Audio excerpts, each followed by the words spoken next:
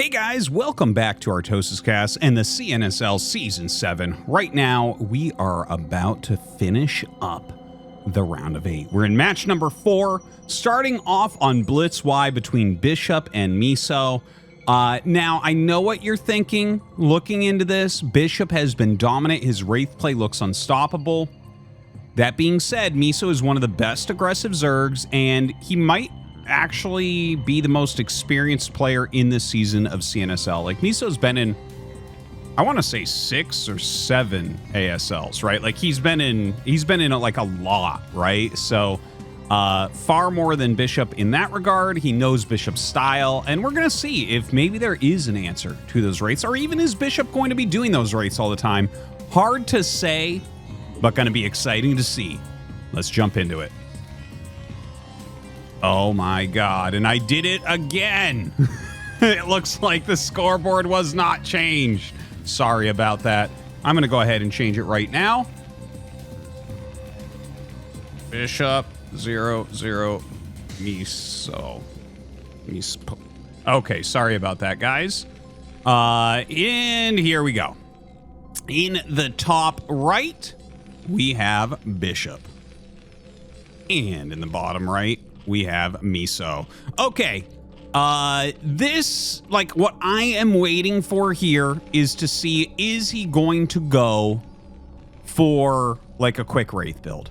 Okay, it's going to be an 8 barracks is what we're going to see here from Bishop. It might even be double barracks. I don't know.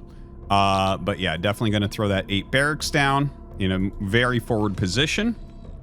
Now, the thing about this 8 barracks, it might end up catching this Overlord. Generally, the Overlord crosses this path to come here, right? And sometimes it'll go up there, but, like, I see a lot of Overlords sit there. So 8 racks can be pretty decent to grab an Overlord kill right away. But where he placed it, I feel like the Overlord might be able to get away because it's going to see it so quickly. And at the same time, a drone coming down, so yeah, he's not going to be able to catch the Overlord there. I actually had some thoughts about maps like this where you know exactly where that first Overlord's going, where it might be good to 8 racks somewhere and then kill the Overlord, but if you don't immediately send towards the drones, you're not going to get them. So what's the value of an Overlord kill versus drone kill? Right? Like, if you're killing the Overlord, you're probably missing out on 1 to 2 potential drone kills, but it's very good to get an early Overlord as well. Probably better to go after the drones, but just something I've been thinking about. Anyways, a little bit of micro there from Miso, who is going pool first, but that's fine because this 8 racks play, you know, he can just back up and defend with it as well. He does not have to attack. That can be a nice thing about the 8 racks. Like, definitely there's things that can go wrong. Like, if your Marines are on the way and then Zerglings come, you can get screwed. Oh my god, he got the kill. Look at that. Very good micro there from Bishop. Very hard to do moving shots with SCVs because you have to literally be perfect. There's no range for error. Whereas with a drone and a probe, they actually have, like, pretty substantial range. So they're able to, you know, like, kind of follow. Like, even if they get a little bit behind, they can make up for that later. The SCV has to be literally right next to it. The SCV has the second shortest range in the entire game, but not a melee unit. Yeah, only the Broodling has shorter range than the SCV. Anyways, yeah, Zerglings have longer range. Think about that. Okay, he has gone for the gas, so this is a teched 8 racks opener. He's going for a 4th Marine. Look at that. So we're going to hit this pretty massive supply block, which is very, very normal. With this type of build, especially if you make this 4th Marine. He's going to have to get that depot started. You see he has a SCV in position for that. He really needs to start it. Man. All right, 4-lings going across right now. Layer on the way here for Miso. And, of course, he does know that a factory is most likely on the way, right? Like, well, he doesn't know for sure. He hasn't been able to scout it yet. But and that's something nice that Bishop is kind of preventing. Okay, there he did. He sent this SCV to make a depot right there, 100%. And then, like, he didn't for a long time and now finally does it. So he's at 18-18 for a long time. If you look at the drone count to the SCV count, very similar at the moment. Throws down a creep colony. And there it is, guys. Here's what you've been waiting for. Double starport from Bishop. Let's see what Miso has in store for this. Because the thing is, I mean, you're aware of this as Miso. And he's not, we don't see a Hydralisk Den, right? No evolution chamber or anything. Now, he might throw something like that down. You know, a lot of people have been saying in the comments what they think should be the counter. And I honestly am not 100% sure. what Zergs are going to end up on. Sometimes it's a little bit non-intuitive the way that people go about it, right? But yeah, this is like, look at this. There's no information really for Miso as well. But that's kind of a lucky thing because Bishop is becoming so well known for his Wraith play that even if you didn't get a good scout off, like you actually already know. You're like, yes, he's going to port Wraith almost 100%, very close to. He's so strong with that. So the Vulture just going to clean up some of these Zerglings. Can't really do much, but does want to try a little bit of a containment play. Keep those Zerglings away from him. A couple Overlords out on the map. Vulture running around. Notice how the Vulture's taking a different path. It's good to alter the Vulture path a little bit because they won't send Lings up the center generally.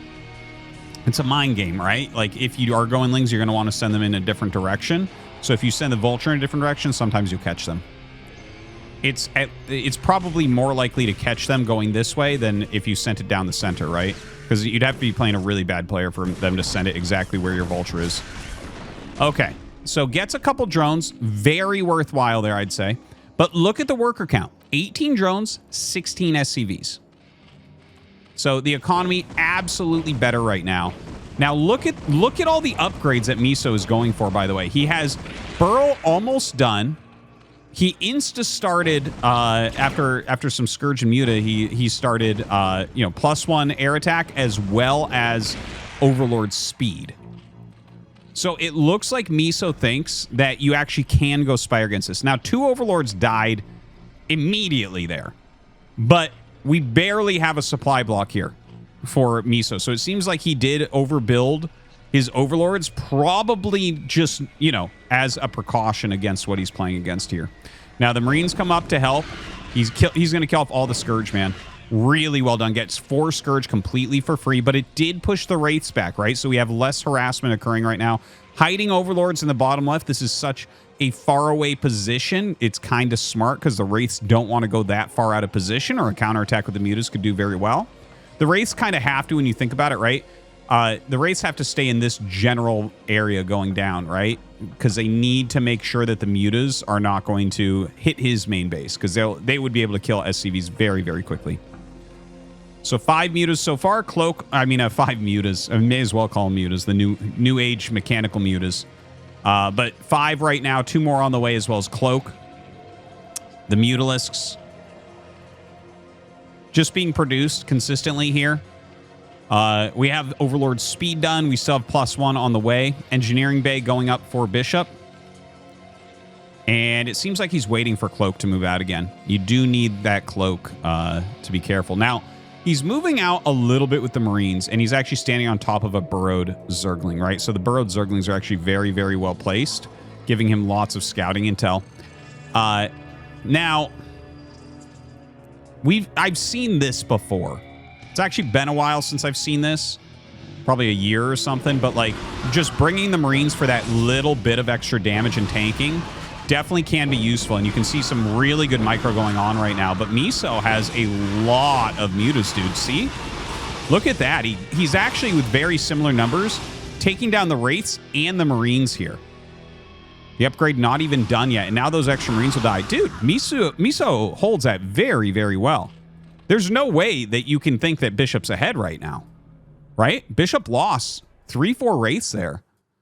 Miso lost maybe a couple of Mutalisks, but did a very good job. I think maybe he had the Overlord speed quicker than was expected. He didn't even have his +1 yet. And look at this. Dude, Miso's crushing. Not a good situation. Now, do you go Armory? This is what we saw last time, from Bishop, is he went into Armory against a Mutalisk player. Uh-oh. Bad rally. Bad rally. See if that one ends up dying. He does start +1 Carapace as well. The Carapace is going to be a very good upgrade here. Making quite a few missile turrets in his main base. Still no armory, just lots of turrets. So it looks like he's preparing for either a Mutalisk all-in or possibly some sort of like base tradey type situation. I don't know if we'd call it a base trade, but a situation where they both attack each other very, very aggressively. Cancels 2 of the turrets out.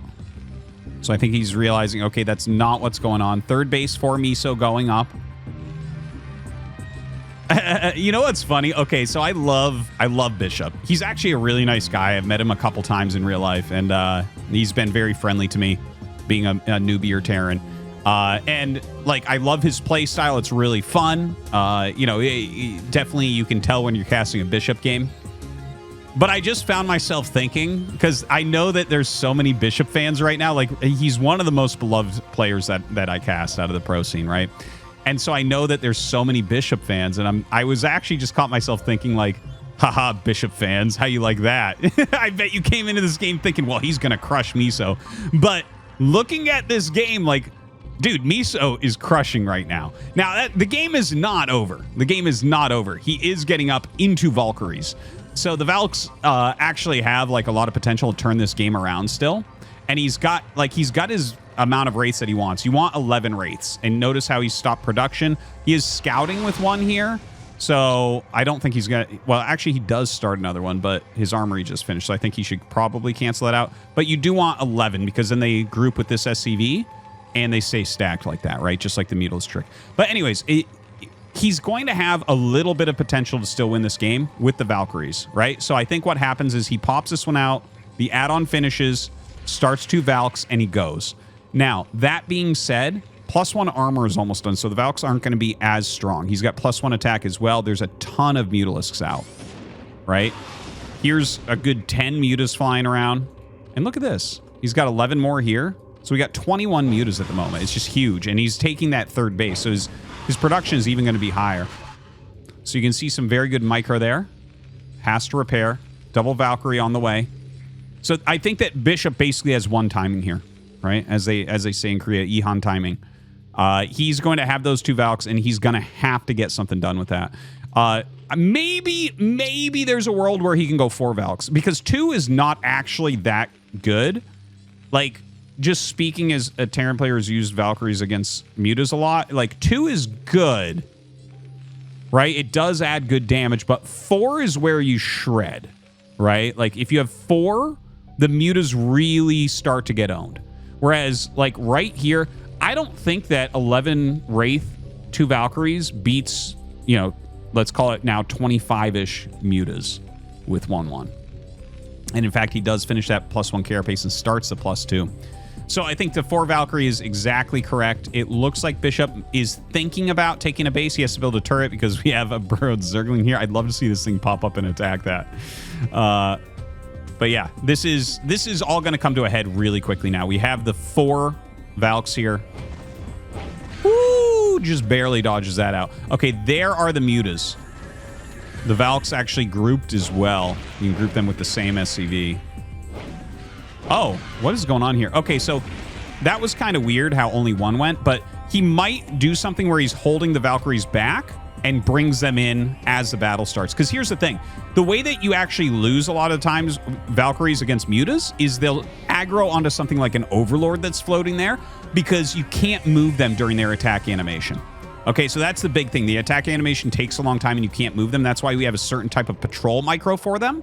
But also, like, that's... Zerg players at this point wait for that moment. They wait for you to accidentally aggro onto something else, and then they jump in and just smash them. And if he kills the Valks, the game is over. Okay, so right now it is 10 Wraiths, 5 Valks, another on the way. This is an insane air army. He actually still has potential to win this game. Like, with how much Miso has, dude, he's on 4 base. Definitely doesn't look good. But look at this army, man. There is definitely potential here. Okay, he's going to try to spread. Notice how he pulls to the side. Let's see how this ends up doing. That is so many Mutilis. Holy crap. Oh my god, that is so many Mutilis. And he's dealing a lot of damage. But it does seem to me that's going to be it. GG Miso. Does he solve Bishop's Wraith strategy? Well, guess what? We're going to find out in this series because Miso takes game number 1. Hope you guys enjoyed. Thanks for watching.